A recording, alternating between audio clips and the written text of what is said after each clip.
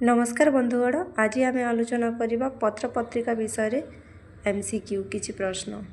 चलते चाहिए डेरी नक प्रश्नटी को आरंभ करवा। ओडिशार प्रथम साहित्य पत्रिका केउटी? एक ज्ञान ऋण, प्रबोध चंद्रिका, बालेश्वर संवाद वाहिका, उत्कल दर्पण। सठिक उत्तर हेउछि उत्कल दर्पण। उत्कल दीपिका केबे आत्मप्रकाश करिथिला? ऑप्शन 1 4 8 1866, 4 5 1967, 4 9 1866, 4 9 1867। यार सठिक उत्तर हेउछि 4 8 1866। केउ पत्रिकार प्रथम संपादक विश्वनाथ कर? 1 नंबर उत्कल साहित्य, 2 नंबर नव संवाद, 3 नंबर बालेश्वर संवाद वाहिका, 4 नंबर उत्कल दर्पण। यार सठिक उत्तर हेउछि उत्कल साहित्य। सत्यवादी पत्रिका प्रथमे केउ प्रेसरू प्रकाशित होइथिला? आशा प्रेस, भारती प्रेस, सत्यवादी प्रेस, नवज्योति प्रेस। आमर सठिक उत्तर हेउछि आशा प्रेस। उत्कल मधु परे केउटी प्रकाशित होई नथिला? जीवन मात्र, गोटिए घटना, ओडिशा इतिहास, जीवन चिंता। सठिक उत्तर हेउछि ओडिशा इतिहास। मयूरभंज राजांक पृष्ठपोषकतारे केउ पत्रिका प्रकाशित होइथिला? 1 number Sambalpur Hitaishini, 2 number Utkal Prabha, 3 number Odia ओ नवसंवाद, 4 नंबर उत्कल दर्पण। तो मयूरभंज महाराजांक पृष्ठपोषकतारे उत्कल प्रभा प्रकाशित होइथिला। केउ पत्रिका ओडिशा साहित्य एकाडेमीर मुखपत्र? 1 नंबर आसंताकाली, 2 नंबर आधुनिक, 3 नंबर कोणार्क, 4 नंबर उत्कल दर्पण। यार सठिक उत्तर हेउछि कोणार्क। ज्ञानर पेड़ा सभिंके लोड़ा, सभिए खाइबे थोड़ा थोड़ा। यह केउ पत्रिका संबंधरे राधानाथ राय कहिछंती? ज्ञान ऋण, उत्कल दीपिका, उत्कल मधुप, उत्कल दर्पण। यार सठिक उत्तर हेउछि उत्कल मधुप। केउ पत्रिका सह डॉक्टर हरिकृष्ण महताब जड़ित? 1 number Shankha, 2 number Utkal Prabha, 3 number Jhankar, 4 number Sahakar. सठिक उत्तर हेउछि झंकार। केउ पत्रिकार शीर्षरे सत्यमेव जयते लेखा जाइथिला? 1 number Shikshabandhu, 2 number Utkal Dipika, 3 number Naba Sambad, 4 number Utkal Darpan. यार सठिक उत्तर हेउछि नव संवाद। नीलमणि विद्यारत्न केउ पत्रिकार संपादक थिले?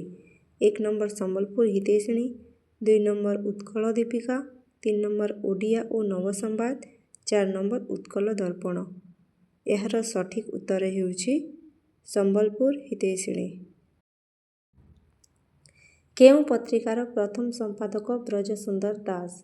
1 नंबर उत्कल साहित्य, 2 नंबर सहकार, 3 नंबर मुकुर, 4 नंबर उत्कल दर्पण। यार सठिक उत्तर हेउछि मुकुर। नवसंवाद शीर्षक कविता किए रचना करिथिले? 1 नंबर राधानाथ राय, मधुसूदन दास, मधुसूदन राव, गोपबंधु दास। यार सठिक उत्तर हेउछि मधुसूदन राव। केउ पत्रिकारे छात्रभाग नामरे एक स्वतंत्र विभाग थिला? 1 नंबर झंकार, 2 नंबर सहकार, 3 नंबर मुकुर, 4 नंबर सत्यवादी। यार सठिक उत्तर हेउछि सत्यवादी। केउ पत्रिका अग्रिम टंका देई लेखकंकु उत्साहित करुथिला? 1 सहकार, 2 नंबर उत्कल दीपिका, 3 नंबर शंख, 4 नंबर उत्कल दर्पण। आमर सठिक उत्तर हेउछि शंख।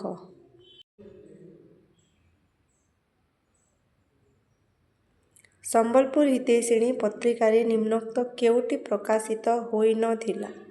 1 नंबर कलि भागवत, 2 नंबर अर्जुनमुख चपेटिका, भारती रोदन ओ नव्य विवाहिता प्रति।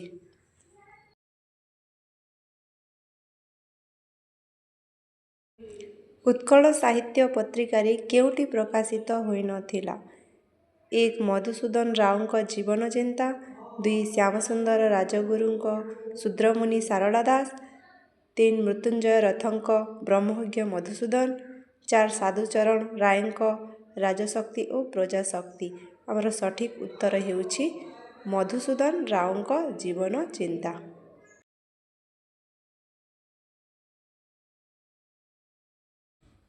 କେଉଁ ପତ୍ରିକାରେ ଦୁଇଟି ପରସ୍ପର କଳହରେ ଲିପ୍ତ ଥିଲେ? କେଉଁ ପତ୍ରିକା ଦ୍ୱୟ? 1 ନମ୍ବର ହେଲା ଉତ୍କଳ ଶୁଭଙ୍କରୀ ଓ ଉତ୍କଳପୁତ୍ର, ଧର୍ମବୋଧିନୀ ଓ ବିଦେଶୀ, ଆଶା ଓ ପ୍ରଦୀପ, ଇନ୍ଦ୍ରଧନୁ ଓ ବିଜୁଳି। ଆମର ସଠିକ୍ ଉତ୍ତର ହେଉଛି ଇନ୍ଦ୍ରଧନୁ ଓ ବିଜୁଳି। ସହକାର ପତ୍ରିକାରେ କେଉଁ ଉପନ୍ୟାସଟି ପ୍ରକାଶିତ ହୋଇନଥିଲା? 1 ନମ୍ବର ଅପସନ୍ ହେଉଛି ଗୋବିନ୍ଦ ତ୍ରିପାଠୀଙ୍କ ପତିତାର ଆତ୍ମକଥା 2 ନମ୍ବର କାଳିନ୍ଦୀ ଚରଣଙ୍କ ମାଟିର ମଣିଷ 3 ନମ୍ବର ମୃତ୍ୟୁଞ୍ଜୟ ରଥଙ୍କ ପରମପଥ 4 ନମ୍ବର ଚକ୍ରଧର ମହାପାତ୍ରଙ୍କ ବଳାଙ୍ଗୀ। ଆମର ସଠିକ୍ ଉତ୍ତର ହେଉଛି ମୃତ୍ୟୁଞ୍ଜୟ ରଥଙ୍କ ପରମପଥ।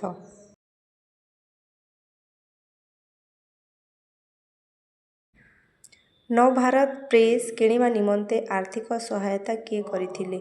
1 ନମ୍ବର ଅପସନ୍ Gobinda Tripathy 2 number Kalindi Charan Panigrahi 3 number Gopabandhu Das 4 number Jeypore Maharaja Bikram Deb. ଆମର ସଠିକ୍ ଉତ୍ତର ହେଉଛି ଜୟପୁର ମହାରାଜା ବିକ୍ରମ ଦେବ। କେଉଁ ପତ୍ରିକା ନବଯୁଗ ସାହିତ୍ୟ ସଂସଦର ମୁଖପତ୍ର ଥିଲା?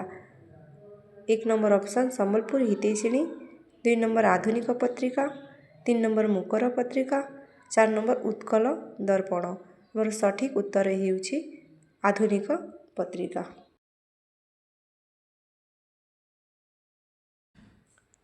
ଆଧୁନିକ ପତ୍ରିକାରେ କେଉଁ ଲେଖାଟି ପ୍ରକାଶିତ ହୋଇନଥିଲା? ଅପସନ୍ 1 ଗୋପୀନାଥ ମହାନ୍ତିଙ୍କ ଅତସୀ, ଅନନ୍ତ ପଟ୍ଟନାୟକଙ୍କ ସାହିତ୍ୟରେ ଶ୍ରେଣୀପରତା 3 ନମ୍ବର ରାମନାଥ ପଣ୍ଡାଙ୍କ ଶକ୍ତି 4 ନମ୍ବର ପ୍ରାଣବନ୍ଧୁ କରଙ୍କ ବନ୍ଧନ ନା ମୁକ୍ତି। ଏହାର ସଠିକ୍ ଉତ୍ତର ହେଉଛି ରାମନାଥ ପଣ୍ଡାଙ୍କ ଶକ୍ତି।